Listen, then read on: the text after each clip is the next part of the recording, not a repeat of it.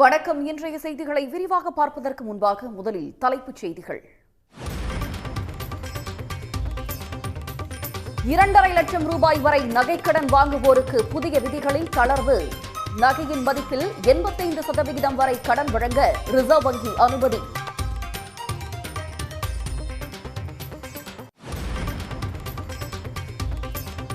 ஒவ்வொரு வாக்குச்சாவடியிலும் திமுகவுக்கு 30 விழுக்காடு புது வாக்காளர்களை சேர்க்க வேண்டும். மாவட்ட செயலாளர்கள் கூட்டத்தில் முதலமைச்சர் மு க ஸ்டாலின் வலியுறுத்தல்.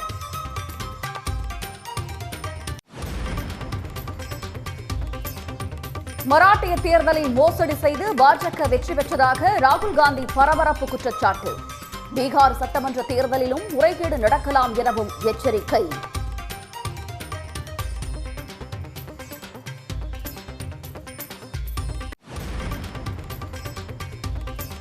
அன்புமணியை சந்திப்பதற்காக சென்னை வரவில்லை என மருத்துவர் ராமதாஸ் பேட்டி. கூட்டணி தொடர்பாக பாஜகவிடமிருந்து அழைப்பு வரவில்லை என்றும் தகவல்.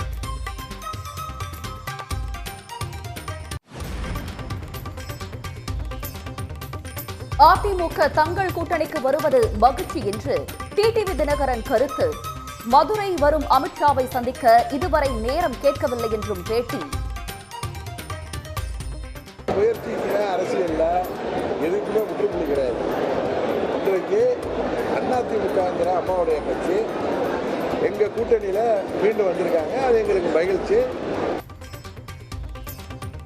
அமித்ஷா வருகையின் போது கூட்டணி தொடர்பான சந்திப்பு ஏதும் இருக்காது. பாஜக மாநில தலைவர் நயினார் நாகேந்திரன் பேட்டி.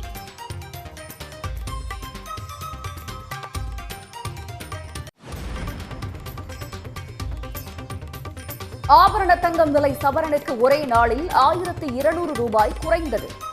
சவரன் 71,840 ரூபாய்க்கு விற்பனை.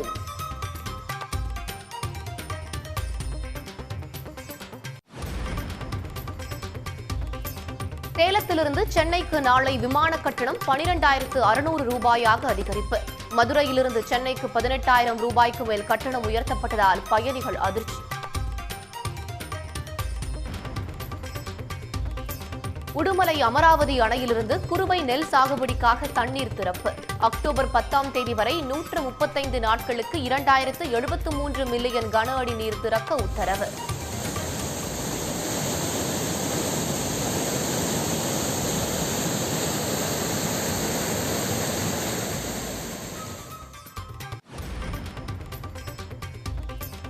தேசிய சட்ட பல்கலைக்கழகத்தில் சேர்ந்த திருச்சி பச்சைமலை பழங்குடியின மாணவர் ஜெய் பீம் படம் பார்த்து வழக்கறிஞராக விரும்பியதாக பேட்டி. இல்லை, மலையில் யாருமே வக்கீலுக்கு படித்ததில்லை, லாயருக்கு படித்ததில்லை. நான் தான் இப்போ பச்சை மலையிலே ஃபஸ்ட்டு காலேஜில் போகிறது. பார்த்தோன்னே அவன் விவசாயத்துக்கு ரொம்ப ஹெல்ப் பண்ணாங்க. சரி, நானும் அது மாதிரி பண்ணலாம், மக்களுக்கு ரொம்ப சேவை செய்யலாம் அப்படின்னு சொல்லிட்டு தான் அதை பண்ணேன். தொடர் விடுமுறை காரணமாக திருப்பதி ஏழுமலையான் கோயிலில் குவிந்த பக்தர்கள். இலவச தரிசனத்திற்கு 20 மணி நேரத்திற்கும் மேலாக காத்திருப்பு. ஆர்சிபி வெற்றி கொண்டாட்டத்தில் கூட்ட நெரிசலில் 11 பேர் உயிரிழந்த விவகாரம். கர்நாடக கிரிக்கெட் சங்க செயலாளர் பொருளாளர் ராஜினாமா. 2.5 லட்சம் ரூபாய் வரை கடன் பெறுவோருக்கு நகையின் மதிப்பில் 85% வரை கடன் வழங்கலாம் என்று இந்திய ரிசர்வ் வங்கி அறிவித்திருப்பது பொதுமக்களை நிம்மதியடைய வைத்துள்ளது. வங்கிகளில் நகை கடன் பெறுவதற்கான புதிய வரைவு நெறிமுறைகளை அண்மையில் ரிசர்வ் வங்கி வெளியிட்டது. அதில் நகைகளின் மதிப்பில் 75% மட்டுமே கடன் தொகையாக வழங்கப்படும் என்பன உள்ளிட்ட பல்வேறு நிபந்தனைகள் விதிக்கப்பட்டிருந்தன. இந்த புதிய வரைவு நெறிமுறைகள் சாமானிய மக்களை கடுமையாக பாதிக்கும் என்று கூறி தமிழ்நாடு முதலமைச்சர் மு க ஸ்டாலின் உள்ளிட்ட பல்வேறு தலைவர்கள், கட்சியினர் கடும் எதிர்ப்பு தெரிவித்தனர். இந்த எதிர்ப்பை தொடர்ந்து வரைவு நெறிமுறைகளில் தளர்வுகளை அறிவித்த ரிசர்வ் வங்கி 2.5 லட்சம் ரூபாய் வரை கடன் பெறுவோருக்கு நகையின் மதிப்பில் 85% வரை கடன் வழங்கப்படும் என்று அறிவித்துள்ளது. அத்துடன் 2.5 லட்சம் ரூபாய் முதல் 5 லட்சம் ரூபாய் வரை கடன் பெறுவோருக்கு 80% வரை கடன் வழங்கப்படும் என்றும் அறிவித்திருக்கிறது. 5 லட்சம் ரூபாய்க்கு அதிகமாக கடன் பெறுவோருக்கு 75% வரை கடன் வழங்கப்படும் என தெரிவித்துள்ள ரிசர்வ் வங்கி, கடனை திருப்பிச் செலுத்துவதற்கான திறன் அடிப்படையில் இந்த வரம்பு நிர்ணயிக்கப்பட்டுள்ளதாகவும் கூறியுள்ளது. தங்க நகை மீதான உரிமைக்கு கடன்தாரரின் சுய அறிவிப்பு மட்டுமே போதும் என்றும் நகைக்கான ரசீது தேவையில்லை என்றும் ரிசர்வ் வங்கி அறிவித்திருப்பது பொதுமக்களை நிம்மதியடைய வைத்துள்ளது. 2.5 லட்சம் ரூபாய் வரை பெறப்படும் கடன்களுக்கு கடன் தகுதி மதிப்பீடு தேவையில்லை என்றும் ரிசர்வ் வங்கி அறிவித்துள்ளது. தங்க கடனின் இறுதி பயன்பாட்டை பற்றி கடன் வழங்கும் நிறுவனங்கள் கண்காணிக்க தேவையில்லை என்றும் ரிசர்வ் வங்கி அறிவித்திருக்கிறது. இந்த தளர்வுகள் எளிய மக்கள் நலனுக்கான குரலுக்கு கிடைத்த மாபெரும் வெற்றியாகும் என்று மதுரை எம்பி சு வெங்கடேசன் மகிழ்ச்சி தெரிவித்துள்ளார். மிக மிக முக்கியமாக ரெனியூவல், ஏற்கனவே கடன் பெற்றிருந்தவர்கள் அந்த மொத்த தொகையும் செலுத்திவிட்டுத்தான் திருப்பி அந்த கடனை நீட்டிக்க முடியும் என்பது நீக்கப்பட்டு அவருக்கான வட்டி பாக்கி செலுத்தினால் போதும். 4வது டாப் அப் செய்வது, ஏற்கனவே 5 லட்சம் ரூபாய்க்கு கடன் பெற்றிருந்தால் மீண்டும் அந்த கடனை திருப்பி செலுத்துகிற பொழுது அந்த நகையினுடைய மதிப்பு 6 லட்சமாக இருக்கும் பட்சத்தில் கூடுதல் கடன் பெறுவதற்கான ஏற்பாடும் டாப் அப் செய்வதும் இன்றைக்கு அனுமதிக்கப்பட்டிருக்கிறது. ஏற்கனவே கடன் பெற்றவர்கள் அந்த மொத்த தொகையும் செலுத்திவிட்டுதான் புதிய கடனை பெற முடியும் என்ற நிபந்தனை நீக்கப்பட்டு அந்த கடனுக்கான வட்டியை செலுத்தினாலே புதிய கடனை பெறலாம் என்றும் ரிசர்வ் வங்கி தெரிவித்துள்ளது. தாங்கள் கேட்டுக்கொண்ட 10 நிபந்தனைகளிலும் ரிசர்வ் வங்கி தளர்வுகளை அறிவித்திருப்பது ரிசர்வ் வங்கியின் வரலாற்றிலேயே இதுவரை நிகழாத ஒன்று என்று எம்பி சு வெங்கடேசன் மகிழ்ச்சி தெரிவித்துள்ளார். ஒவ்வொரு வாக்குச்சாவடியிலும் 30 விழுக்காடு புது வாக்காளர்களை திமுகவின் உறுப்பினர்களாக சேர்க்க வேண்டும் என திமுக மாவட்ட செயலாளர்கள் கூட்டத்தில் முதலமைச்சர் மு.க.ஸ்டாலின் அறிவுறுத்தியுள்ளார். திமுக மாவட்ட செயலாளர்கள், சட்டமன்ற நாடாளுமன்ற உறுப்பினர்களுடன் திமுக தலைவரும் முதலமைச்சருமான மு.க.ஸ்டாலின் காணொலி வாயிலாக ஆலோசனை நடத்தினார். அப்போது திமுகவின் புதிய உறுப்பினர் சேர்க்கையை ஓரணியில் தமிழ்நாடு என்ற தலைப்பில் மேற்கொள்வது தொடர்பாக விவாதிக்கப்பட்டது. ஒவ்வொரு வாக்குச்சாவடியிலும் 30% புது வாக்காளர்களை திமுகவின் உறுப்பினர்களாக சேர்க்க வேண்டும் என மதுரையில் நடைபெற்ற பொதுக்குழுவில் தீர்மானிக்கப்பட்டது. அதன் அடிப்படையில் திமுக உறுப்பினர் எண்ணிக்கையை அதிகரிப்பது மற்றும் 2026 சட்டமன்ற தேர்தல் பணிகள் குறித்தும் முதலமைச்சர் மு.க.ஸ்டாலின் ஆலோசனைகளை வழங்கினார். உறுப்பினர் சேர்க்கையின் போது பொதுமக்கள் வாக்காளர்கள் கூறக்கூடிய குறைகளையும் கேட்டு பொறுமையுடன் அவர்களுக்கு பதிலளிக்க வேண்டும் எனவும் முதலமைச்சர் தெரிவித்தார். திமுக அரசு அமைந்த பிறகு காலை உணவு திட்டம், மகளிர் விடியல் பயணம், மகளிர் உரிமை தொகை, நான் முதல்வன், புதுமை பெண் போன்ற ஏராளமான திட்டங்களை செயல்படுத்தி வருவதால் அந்த திட்டத்தின் மூலம் குடும்பத்தில் ஒருவராவது கண்டிப்பாக பயனடைந்து இருப்பார்கள் என்று தெரிவித்த மு.க.ஸ்டாலின், நமது திட்டங்களை பொறுமையாக மக்களுக்கு விளக்கி உறுப்பினர்களாக சேர்க்க வேண்டும் என்றும் ஆலோசனை வழங்கினார். கடமைக்காக உறுப்பினர்களை சேர்க்க வேண்டாம் எனவும், கட்சியின் உறுப்பினர் சேர்க்கையில் ஒவ்வொரு வாக்குச்சாவடியிலும் 30% புது வாக்காளர்கள் கண்டிப்பாக இருக்க வேண்டும் என்றும் முதலமைச்சர் மு.க.ஸ்டாலின் அறிவுறுத்தினார். பாமகவில் நிலவும் குழப்பங்களுக்கு விரைவில் முடிவு எட்டப்படும் என்று பாமக நிறுவனர் ராமதாஸ் தெரிவித்துள்ளார். அண்மையில் பாமக இளைஞர் அணி தலைவராக ராமதாசின் பேரன் முகுந்தன் நியமிக்கப்பட்ட விவகாரத்தில் அவருக்கும் பாமக தலைவர் அன்புமணிக்கும் இடையே கருத்து வேறுபாடு ஏற்பட்டது. இது பகிரங்க மோதலாக மாறிய நிலையில் அன்புமணிக்கு பதில் கட்சித் தலைவர் பொறுப்பை தானே ஏற்பதாக ராமதாஸ் அறிவித்தார். அவர்கள் இடையே மோதல் போக்கு தொடரும் நிலையில் சென்னையில் செய்தியாளர்களை சந்தித்த பாமக நிறுவனர் அன்புமணியை தான் சந்திக்கும் திட்டம் இல்லை என்றும் மருத்துவ பரிசோதனைக்காகவே சென்னை வந்ததாகவும் தெரிவித்தார். மத்திய அமைச்சர் அமித்ஷா வருகையின் போது பாஜக பாமக கூட்டணி உறுதி செய்யப்படுமா என்பது பற்றி நினைத்து கூட பார்க்கவில்லை என்றும் அவர்களிடம் இருந்து எந்த அழைப்பும் வரவில்லை என்றும் ராமதாஸ் கூறினார். பாஜக கூட்டணிக்கு ஏதாச்சும் அழைப்பு வந்திருக்கீங்க? பாஜக கூட்டணியில பாஜக அழைப்பு வந்திருக்கா? மறுபடியும் உங்களை வந்து பார்க்க சொல்லி 26 தேர்தல் அன்புமணிக்கு மீண்டும் தலைவர் பதவி கொடுக்கப்படுமா என கேட்டபோது பாமகவில் எந்த பிளவும் இல்லை என்றும் உட்கட்சி பிரச்சினைகளுக்கு விரைவில் சுமூக முடிவு எட்டப்படும் என்றும் ராமதாஸ் பதிலளித்தார். பாமகவில் நிலவும் கருத்து முரண்பாடுகளால் வரும் தேர்தலில் கட்சிக்கு எந்த பின்னடைவும் ஏற்படாது என்றும் அவர் கூறினார். தீராத பேராசை கொண்ட குவாரி உரிமையாளர்கள் பூமி தாயின் ரத்தத்தை குடிப்பதாக உயர்நீதிமன்றம் வேதனை தெரிவித்துள்ளது. கோவை மாவட்டம் புரவிபாளையம் கிராமத்தில் கேடி செந்தாமரை என்பவரது குவாரிகளில் விதிமீறல் நடப்பதாக தொடரப்பட்ட பொதுநல வழக்கின் அடிப்படையில் உயர்நீதிமன்றம் அமைத்த குழு அறிக்கை அளித்தது. அந்த அறிக்கையின்படி குவாரியிலிருந்து சட்டவிரோதமாக கனிம வளங்கள் எடுத்ததாக கூறி செந்தாமரைக்கு 32,29,77,792 ரூபாய் அபராதம் விதித்து கடந்த 2022ஆம் ஆண்டு கோவை சார் ஆட்சியர் உத்தரவிட்டார். ஆனால் மேல்முறையீட்டில் சார் ஆட்சியர் உத்தரவை ரத்து செய்த சுரங்கத்துறை ஆணையர் அபராதத்தை வெறும் 2,08,09,119 ரூபாயாக குறைத்தார். இதற்கிடையில் ஆணையர் உத்தரவை தாமாக முன்வந்து இயற்கை வளங்கள் துறை கூடுதல் தலைமை செயலாளர் ரத்து செய்து கோவை சார் ஆட்சியர் விதித்த அபராதத்தை உறுதி செய்தார். இதனை எதிர்த்து குவாரி உரிமையாளர் செந்தாமரை சென்னை உயர்நீதிமன்றத்தில் வழக்கு தொடர்ந்தார். இந்த வழக்கு நீதிபதி டி பரத சக்கரவர்த்தி முன்பு விசாரணைக்கு வந்தது. அப்போது அரசு தரப்பில் குவாரியில் சட்டவிரோதமாக கனிம வளங்கள் எடுத்ததாகவும் விதிமீறலில் ஈடுபட்டதாகவும் வாதங்கள் முன்வைக்கப்பட்டன. இருதரப்பு வாதங்களையும் கேட்ட நீதிபதி இயற்கை வளங்கள் துறை கூடுதல் தலைமைச் செயலாளரின் நடவடிக்கையை பாராட்டினார். தீராத பேராசை கொண்ட குவாரி உரிமையாளர்கள் பூமி தாயின் மார்பை அறுத்து ரத்தத்தை குடிக்கிறார்கள் என வேதனை தெரிவித்த நீதிபதி கோவை சார் ஆட்சியர் சரியான அபராதம் விதித்துள்ளதாக தெரிவித்தார்.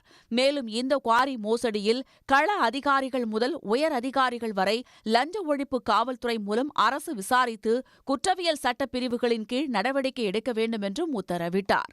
பாஜகவின் மூத்த தலைவரும் உள்துறை அமைச்சருமான அமித்ஷா இன்று இரவு தமிழ்நாட்டிற்கு வரவிருக்கும் நிலையில் அவருடன் கூட்டணி தொடர்பான சந்திப்புகள் எதுவும் இருக்காது என்று பாஜக மாநில தலைவர் நயினார் நாகேந்திரன் தெரிவித்துள்ளார். நாளை மதுரையில் நடைபெறவிருக்கும் கட்சி நிர்வாகிகள் கூட்டத்தில் பங்கேற்பதற்காகவே அமித்ஷா வருவதாகவும் நயினார் நாகேந்திரன் குறிப்பிட்டார். ஏற்கனவே இன்னைக்கு இரவு மதுரை உள்துறை அமைச்சர் அமித்ஷா அவர்கள் இன்னைக்கு மதுரையில் வர்றாங்க. நாளை காலையில அவங்க கோயிலுக்கு போறாங்க. மீனாட்சி அம்மன் கோயிலில் போய் சாமி கும்பிட்டு அதன் பிறகு 4 மணிக்கு பொதுக்கூட்டம் நடத்த இருக்கிறது. அந்த பொதுக்கூட்டத்தில் முடிஞ்ச பிறகு உடனே திரும்புறாங்க. நிர்வாகிகளை மட்டும் சந்திக்கிறாங்க.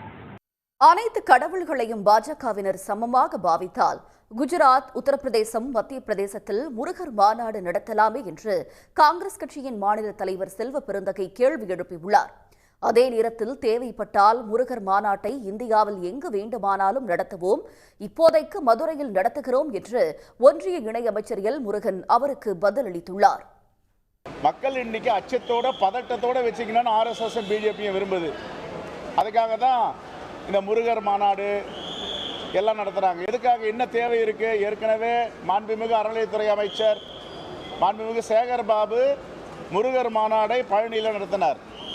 இப்போ இவங்க நடத்த வேண்டியதுக்கு என்ன தேவை இருக்கு? நடத்தணும்னா தமிழ் கடவுளான முருகருடைய மாநாட்டை குஜராத்தில் நடத்தணும், உத்தரப்பிரதேசத்தில் நடத்தணும், ராஜஸ்தானில் நடத்தணும், மத்திய பிரதேசம் நடத்தணும். அதுதான் சமத்துவம். அதுதான் இந்து கடவுள்களை நாங்கள் சமமாக பார்க்கிறோம் என்று பாஜகவுடைய செய்தியாக இருக்கும்.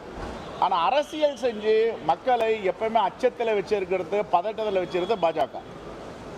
இது எல்லா வட மாநிலங்களில் எப்படி கலவரத்தை தூண்டினார்களோ அப்படி தென் மாநிலங்களில் குறிப்பாக தமிழ்நாட்டில் ஏதாவது கிடைக்குமா, கலவரத்தை தூண்டலாமா என்று சங்கி அணிகள் பார்த்து கொண்டு இருக்கின்றன. முருகர் மாநாட்டை தமிழ்நாட்டில் நடத்துவது தான் உரியதாக இருக்கும். ஏன்னா தமிழ் கடவுள் நாம் இங்கே நடத்துவது, நாம் ஒரே தேசம், ஒற்றுமையான தேசம் என்பது தான். அதனால தான் நாம் காசி தமிழ் சங்கமத்தை ஒவ்வொரு வருஷமும், ஒரு வருஷம் மட்டும் நடத்தலை, ஒவ்வொரு வருஷமும் காசியில் நடத்தி கொண்டு இருக்கிறோம். அது யார் நடத்துறது? யூபி மக்கள் நடத்துகிறாங்க. தமிழ் கலாச்சாரத்தை, தமிழ் பண்பாடை, தமிழ் இலக்கியங்களை ஊக்குவிப்பதற்காக காசி தமிழ் சங்கம் நிகழ்ச்சியை நாம் நடத்தி இருக்கிறோம். அதே போல் குஜராத்தில் சௌராஷ்டிரா தமிழ் சங்கமும் நாம் நடத்தியிருக்கிறோம். தேவைப்பட்டால் நாம் உலகத்தில் எங்கே வேணாலும் நடத்தலாம். முருக பக்தர்கள் மாநாடு இப்போதைக்கு நாம் நடத்துவதற்கு இங்கே முடிவு பண்ணியிருக்கிறோம். வட இந்தியாவுக்கு போனால் விநாயகர், ராமர், இந்த அரசியலை எடுக்கிற பிஜேபி, மேற்கு வங்கத்திற்கு போனால் துர்கா, காளி என்று வேறு வடிவத்தை எடுக்கிறார்கள். தமிழ்நாட்டுக்கு வந்தால் முருகனை கையில் எடுக்கிறார்கள். இது அவர்களின் அரசியல் உத்திகளுள் ஒன்று. பிற மாநிலங்களில் இந்த மதவாத அரசியலுக்கு மக்கள் மயங்குவதைப் போல தமிழ்நாட்டில் இவர்களின் மதவாத அரசியலுக்கு ஒருபோதும் மக்கள் மயங்க மாட்டார்கள். முருகனும் மயங்க மாட்டார். தமிழ்நாட்டு கடவுள் முருகன் மதவாதிகளை விரட்டி அடிக்கக்கூடியவர். சங்கிகளுக்கு தமிழகத்தில் இடமில்லை என்பதை வரவிருக்கிற 2026 தேர்தலில் உறுதிப்படுத்துவார். ஆகவே அவர்கள் என்ன மாநாடுகளை போட்டாலும் அது தமிழ்நாட்டில் ஈடுபடாது. மராட்டிய தேர்தலில் முறைகேடாக பாஜக வெற்றி பெற்றது தேர்தல் ஆணைய புள்ளி விவரங்கள் மூலமாக அம்பலமாகி இருப்பதாக மக்களவை எதிர்க்கட்சித் தலைவர் ராகுல் காந்தி கூறியுள்ளார். இதுபோன்ற முறைகேடு பீகாரிலும் அரங்கேறலாம் என்று அவர் எச்சரித்துள்ளார். மகாராஷ்டிரா மேட்ச் பிக்சிங் என்ற தலைப்பில் மராட்டிய தேர்தல் முறைகேடு குறித்து ஆங்கில நாளிதழ் ஒன்றில் ராகுல் காந்தி கட்டுரை எழுதியுள்ளார். 2024 மராட்டிய சட்டப்பேரவை தேர்தலில் வெளிப்படையாக முறைகேடு நடந்ததாக குற்றம் சாட்டியுள்ள அவர், தேர்தலின் போது நடந்த மோசடியை மறைக்க பல முயற்சிகள் மேற்கொள்ளப்பட்ட போதும் தேர்தல் ஆணைய அதிகாரப்பூர்வ புள்ளி விவரங்களே மோசடியை அம்பலப்படுத்துவதாக தெரிவித்துள்ளார். மராட்டிய தேர்தலில் மோசடி எவ்வாறு அரங்கேறியது என்பதை 5 கட்டங்களாக ராகுல் பட்டியலிட்டுள்ளார். முதலாவதாக, தேர்தல் ஆணையர்கள் நியமன சட்டத்தில் திருத்தம் கொண்டு வந்ததன் மூலம் தேர்தல் ஆணையர்களை பிரதமரும் ஒன்றிய உள்துறை அமைச்சருமே தேர்ந்தெடுக்கும் நிலையை உருவாக்கி உள்ளதாக அவர் குற்றம் சாட்டியுள்ளார். மராட்டியத்தில் பெருமளவு போலி வாக்காளர் சேர்ப்பு நடந்ததாக குற்றம் சாட்டியுள்ள அவர், 2019 முதல் 2024 நாடாளுமன்ற தேர்தல் வரையிலான 5 ஆண்டுகளில் 31 லட்சம் அதிகரித்த வாக்காளர்கள் எண்ணிக்கை அடுத்த 5 மாதங்களில் 41 லட்சம் அதிகரித்தது இதனை உறுதி செய்வதாக தெரிவித்துள்ளார். மராட்டிய சட்டமன்ற தேர்தல் முடிந்த நேரத்தில் 59.22% இருந்த வாக்குப்பதிவு சதவீதம் மறுநாள் காலையில் 66.05% அதிகரித்ததை சுட்டிக்காட்டியுள்ள அவர், இதன் மூலம் இதுவரை இல்லாத அளவுக்கு 76 லட்சம் வாக்குகள் அதிகரித்தது என்று கூறியுள்ளார். முந்தைய தேர்தலில் பாஜக மோசமான வாக்குகளை பெற்ற 85 தொகுதிகளில் உள்ள 12,000 வாக்குச்சாவடிகளில் மட்டும் கூடுதல் வாக்குகள் பதிவானது பற்றியும் அவர் சந்தேகம் கிளப்பியுள்ளார். இதுபோன்ற நடவடிக்கைகளால் தான் 149 தொகுதிகளில் போட்டியிட்ட பாஜக 132 தொகுதிகளை கைப்பற்றி வேறு எங்கும் இல்லாத வகையில் 89% வெற்றியை பெற்றுள்ளதாக தெரிவித்துள்ள ராகுல் காந்தி, மக்களவைத் தேர்தலில் மராட்டியத்தில் 32% இடங்களில் வெற்றி பெற்ற பாஜக அடுத்த 5 மாதங்களில் 89% வெற்றி பெற்றது எப்படி என்றும் ராகுல் கேள்வி எழுப்பியுள்ளார். இது தொடர்பான எதிர்க்கட்சிகளின் அனைத்து கோரிக்கைகளையும் தேர்தல் ஆணையம் நிராகரித்து விட்டதாக கூறியுள்ள ராகுல் காந்தி, இது போன்ற மேட்ச் பிக்சிங் தேர்தல்கள் ஜனநாயகத்தை கொல்லும் விஷம் என்றும் அவர் காட்டமாக தெரிவித்துள்ளார். மராட்டியத்தில் நடந்த தேர்தல் சூதாட்டம் அடுத்து தேர்தல் நடக்கும் பீகார் மற்றும் பாஜக வெல்ல முடியாத இடங்களில் எல்லாம் அரங்கேறும் என்றும் ராகுல் காந்தி எச்சரித்துள்ளார். அதிபர் டிரம்புக்கும் சிறுவர் பாலியல் குற்றவாளியான அமெரிக்காவின் ஜெஃப்ரி எப்ஸ்டைனுக்கும் தொடர்பு இருப்பதாக குற்றம் சாட்டிய தொழிலதிபர் எலன் மஸ்க் அந்த எக்ஸ் பதிவை திடீரென நீக்கியுள்ளார்.